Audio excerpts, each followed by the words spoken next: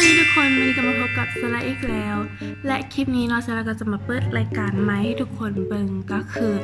รายการเฮ็ดอาหารเนาะซึ่งสลาจะตั้งชื่อรายการนี้ว่าสลาเข้าครัวซึ่งเมนูที่สลาจะมาเฮ็ดในมื้อนี้ทุกคนก็น่าจะเห็นอยู่ในหน้าปกคลิปแล้วเนาะว่าสลาจะมาเฮ็ดหยังก็คือสลาจะมาเฮ็ดมักไหมเคลือบน้ำตาลนั่นเองมักไหมที่สลาจะเอาไปเคลือบน้ำตาลก็จะเป็นนี่ก็จะมีมะเกียงเนาะมีมะเกียงมีองุ่นแล้วก็มีมะปมแล้วก็มีสตรอเบอรี่เล็กน้อยก็จะมาเฮ็ดมักไหม4อย่างนี่เนาะโอเคเฮาก็ไปเริ่มเฮ็ดกันเลยอย่างแรกเลยเนาะเฮาก็ต้องมีไม้เสียบเนาะไม้เสียบมักไหมนี่มะปมสลักก็ได้เอาไปตัดแล้วก็สตรอเบอรี่ก็จะตัดหัวมันเนาะโอเคเราก็จะมาเสียบกันเลย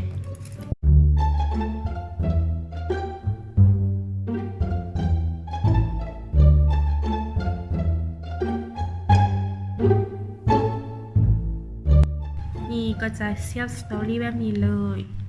แล้วก็มักอื่นๆเขาก็จะเสียบแบบนี้คือต่อๆอันเนาะเดี๋ยวกลับมาเจอกันนี่สลาก็ได้เสียบไม้หมดแล้วเนาะหน้าตามันก็จะเป็นแบบนี้เลยโอเคต่อไปเนาะเราก็ต้องไปเฮ็ด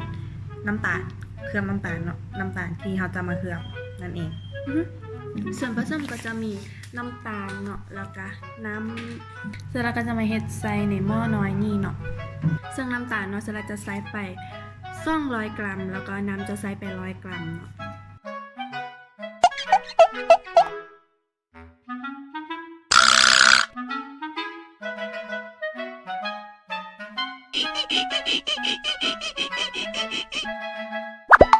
เสร็จแล้วก็ได้คนให้มันเข้ากันแล้วเนาะแล้วเราก็ต้องเตรียมอีกอย่างหนึ่งก็คือนี่เลยเป็น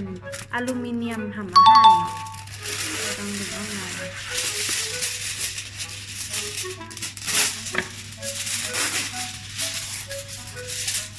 เราก็ต้องให้แบบนี้ปะไว้เนาะนี่ให้แบบนี้ปะไว้เพื่อที่แบบเอามักไหมเคลือบน้ำตาลแล้วเราก็จะได้เอามาวางนี่เนาะแล้วก็ต้องเอานี่ห่อเพื่อบ่ให้มันติดจานเนาะโอเคเราก็มาอยู่บนเตาแก๊สแล้วเนาะเราต้องเปิดไฟบ่ต้องแห้งหลายเนาะทุกคนบ่ต้องแห้งหลายเอาคอยนิดนึงก็ประมาณนี้บ่ต้องแห้งซ้ำนี่เนาะทุกคนแล้วเราก็จะคนไปเรื่อยๆเนาะให้น้ำตาลกับน้ำเข้ากันเนาะให้มันละลายเป็นเนื้อเดียวกันเนาะแล้วก็ท้ายมันคนเนาะประมาณ10 นาทีแล้วก็มาเจอกันอีกเนาะโอเคตอนนี้เนาะก็ผ่านไป10 นาทีแล้วก็ถ้าไพ่เนาะที่มีอันวัดแทกอุณหภูมิเนาะก็ให้แทกไปเลยแล้วก็ให้มันได้อุณหภูมิ130 องศาเนาะแต่ถ้าผู้ใดบ่มีอันแทกเนาะก็สลาก็บ่มีอันแทกคือกันสลาจะใช้วิธีนี้เนาะเอาไม้จิ้มน้ำตาลนี่แล้วก็เอาไม้จิ้มน้ำตาลนี่แล้วก็จุ่มลงน้ำนี่เนาะแล้วเขาก็มาจับเบิ่งเนาะว่ามันแข็งบ่มันแข็งแล้วเนาะมันแข็งแล้วเขาก็เอามาใส่มักไหมได้เลยเนาะตาดานี่สลาก็ได้เห็ดแล้วนี่มันก็เคลือบน้ำตาลแล้วเนาะมันก็จะเป็นแข็งๆแบบนี้ซึ่งสลาก็ต้องขออภัยเนาะที่บ่ได้ถ่ายตอนเคลือบน้ำตาลให้เบิ่งเนาะเพราะว่าบ่มีคนจับกล้องให้สลาเนาะเพราะว่าสลาถ่ายคลิปคนเดียวบ่มีให้จับกล้องให้ก็เลยบ่ได้ถ่ายตอนสลาเคลือบน้ำตาลเนาะก็ต้องขออภัยที่บ่ได้ถ่ายให้เบิ่งเนาะก็นี่มันก็จะเป็นแบบนี้เลยนี่เขาก็จะนี่มันสามารถเห็นบ่ได้ยินเสียงบ่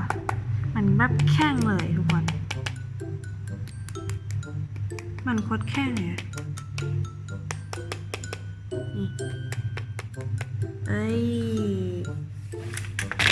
เดี๋ยวเขาจะมาลองซีมมันเนาะนี่เสร็จแล้วก็จะมาลองกินสตรอเบอรี่กัดบ่ได้กัดบ่ได้มันแข็งอืม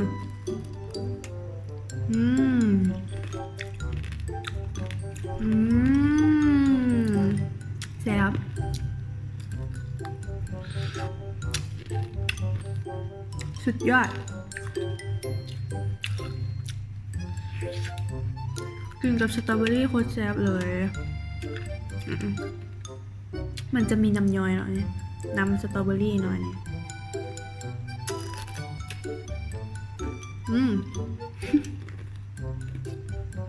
โอเคเราจะมาลองชิมองุ่น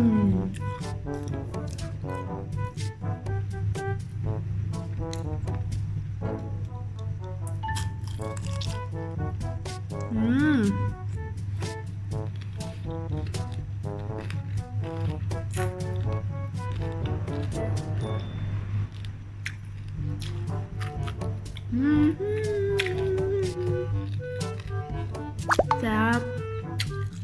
โอเคต่อไปมักโป่งทอดอมักโป่งอ่ะ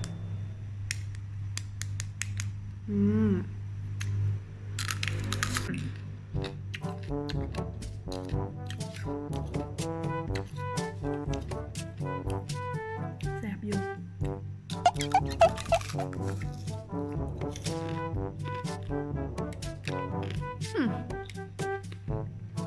โอเค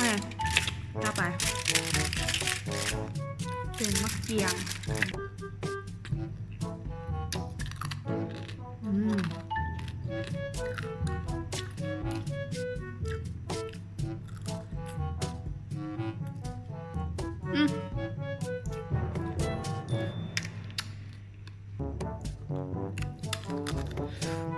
มะเกียงกระแซบมันมีน้ำแล้วก็จะส้มเลยนะหวานแซ่บก็คลิปจบไปแล้วเนาะถ้าใครมาคลิปนี้ก็อย่าลืมกดไลค์แชร์แล้วก็ Subscribe แล้วก็กดปุ่มกระดิ่งเพื่อแจ้งเตือนเนาะจะบ่ได้พลาดคลิปใหม่ๆจากช่องตลาดนั่นเองแล้วก็ถ้าใครอยากจะเฮ็ดเมนูหยังก็สามารถคอมเมนต์ลงมาบอกด้านล่างใต้คลิปนี้ได้เลยเนาะก็สำหรับคลิปนี้ก็ต้องขอลาไปก่อนเนาะบ๊ายบาย